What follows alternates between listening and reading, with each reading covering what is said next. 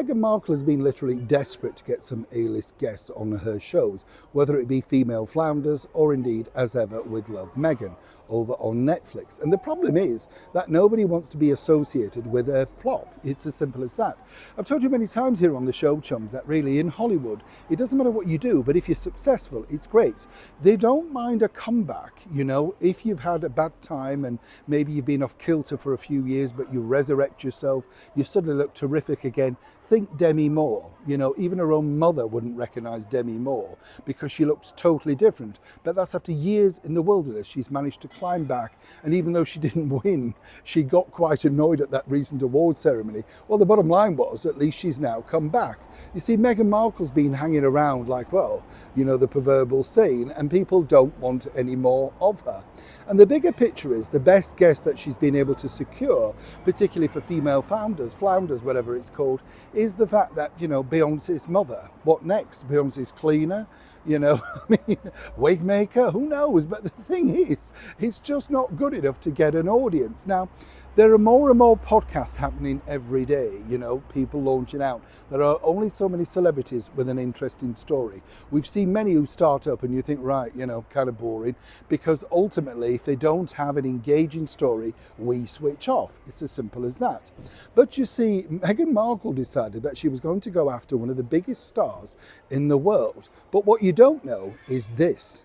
Morning, nice to see you. Thank you so much for joining me today, chumps. Lovely to have your company. You know, it's fascinating when I've met Dolly Parton on a number of occasions, you know. I love Dolly Parton. I'm not a fan of country music as such, but I do like her music. I think she's a very clever writer. I suppose, no, that's unfair. I do like country music. I like Jim Reeves, people like that, you know.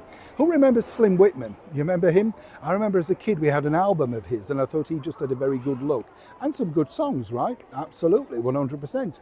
What's interesting though is Dolly Parton is the guest of guests. She's great fun, self-appreciating, just knows what to do and not to make people fun, you know, to make the conversation go with the flow.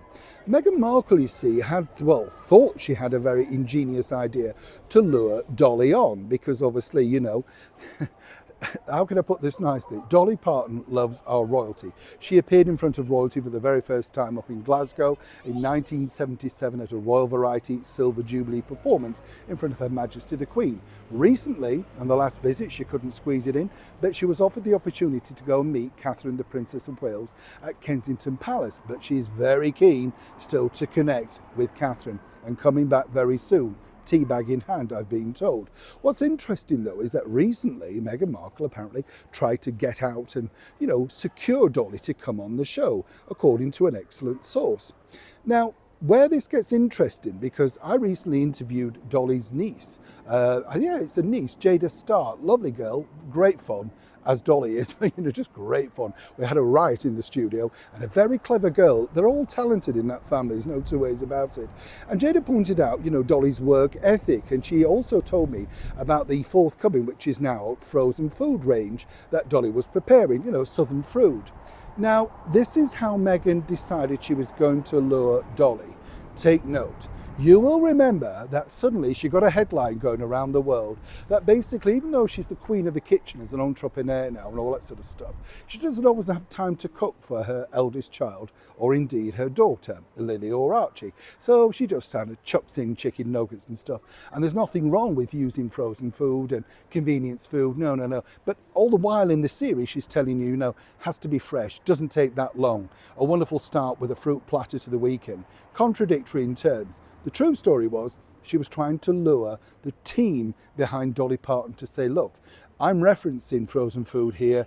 If you want to come on this show, we can bring that into the conversation. We can show it, we can talk about it, and that way Dolly will have some excellent PR. Dolly's team shut it down with 100%. Thank you, but no thanks. Dolly's way too polite, but the team naturally are protecting the wonderful Miss Parton, who sadly lost her husband after many years. You know, condolences, of course, Dolly, you know, you're a lovely lady. But the thing is, Meghan tried literally everything. She didn't give up. She went back, she sent the clips of the headline saying, look, you know, this will be great. We can link it to that, maybe get Archie, as ever, allegedly, to eat some of the food. No, not interested. And that tells you everything about how Meghan Markle operates. It's never done without a serious thought. There's always something behind it. And more importantly, she thought she could lure one of the biggest stars in the world onto her show with no real backup, no real audience figures. And of course, very tactfully, Dolly Parton decided against it. But never mind, at least she got Tina Knowles. That's a bonus, right? Neil Sean in the very heart of London.